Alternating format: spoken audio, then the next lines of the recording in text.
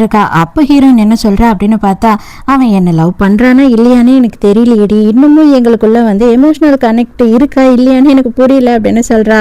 அதுக்கு ஃப்ரெண்டுக்காரி, அப்பனா அதை கண்டுபிடிக்க ரொம்ப ஈஸிடி, ஏதாவது பையனை பார்த்து அழகா இருக்கான் இப்படி இருக்கான் அப்படி இருக்கான்னு நீ புகழ்ந்து பாரு, அதுக்கப்புறம் ஆட்டோமேட்டிக்கா வந்து பொசசிவ்னஸ்ல அவன் பொங்குவான், அதை வச்சு நீ கண்டுபிடிச்சிடலாம் அப்படின்னு ஐடியா கொடுக்குறா. அதே நேரம்னு பார்த்து அவனுக்கு ஆபீஸ்ல வந்து கையும் ஓடல காலும் ஓடலன்னு சொல்லுவாங்க பாருங்க, அந்த மாதிரி வேலையே செய்ய முடியல போல இருக்கு. வீட்டுக்கு கிளம்பி வந்துடுறான். என்னப்பா மதியானமே வந்துட்ட அப்படின்னு கேட்கும் போது, சும்மாதான் தலைவலியா இருந்தது, ரெஸ்ட் எடுக்கலான்னு வந்துட்டேன் அப்படின்னு சொல்றான்.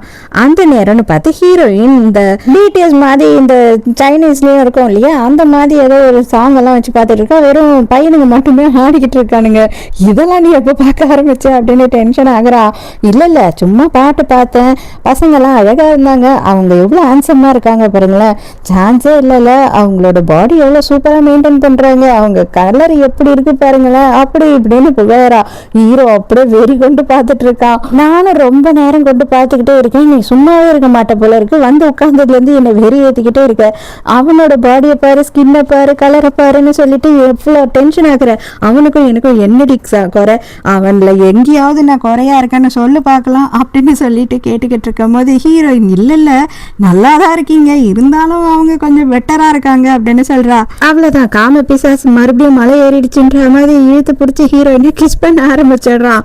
அதுக்கப்புறம் அப்படியே கொஞ்சம் ரிலாக்ஸ் ஆகிட்டு ஹீரோயின் கேட்குறா, எதுக்கு இவ்வளோ நீ டென்ஷன் ஆகுற, என்ன ஆச்சு உனக்கு, வித்தியாசமாக நடந்துக்கிற இப்பெல்லாம் போது, இல்லை நான் கொஞ்சம் அப்செட்டாக இருக்கேன், வேற ஒன்றும் இல்லை அப்படின்னு சொல்கிறா. ஐயோ இவ மோசமான ரன்னிங் கமெண்ட்ரியாக இருக்காங்க, அதுக்குள்ளேயே ரெஸ்ட் ரூமில் போயிட்டு ஃப்ரெண்டுக்காரிக்கு ஃபோன் பண்ணி நடந்து எல்லாத்தையும் சொல்கிறா. கரெக்டாக ஹீரோ வந்துட்டு அந்த நேரம்னு பார்த்து மறுபடியும் ரெஸ்ட் ரூம்குள்ளே வந்துடுறான். வந்த உடனே என்னம்மா எல்லாத்தையும் சொல்லி முடிச்சிட்டியா அப்படின்னு சொல்லி கேட்குறான். அவனுக்குமே வந்து எல்லாமே தெரிஞ்சுதான் இருக்கு. சரி சாரி, நான் வந்து ரொம்ப மோசமாக நடந்துக்கிட்டு இருந்தேன்னா மன்னிச்சிரு அப்படின்னு மன்னிப்பு கேட்குறான். அப்படியே சாப்பிட்டு எல்லாம் முடிச்சுட்டு ரெண்டு பேருமே வந்துட்டு வாக்கிங் போறாங்க. அப்போ ஹீரோக்கு தான் வந்து டவுட் இருந்துகிட்டே இருக்குல்ல, ஹீரோயினுக்கு லவ் இருந்திருக்குமா இல்லை க்ரஷ் இருந்திருக்குமான்னு, அவனுக்கு அதை கேட்கணும் அப்படின்னு தோணிக்கிட்டே இருக்கு. இதுக்கு முன்னாடி நீ யாருன்னா லவ் பண்ணிருக்கியா அப்படின்னு கேட்குறான். இல்லை இது வரைக்கும் இல்லை அப்படின்னு சொல்றா.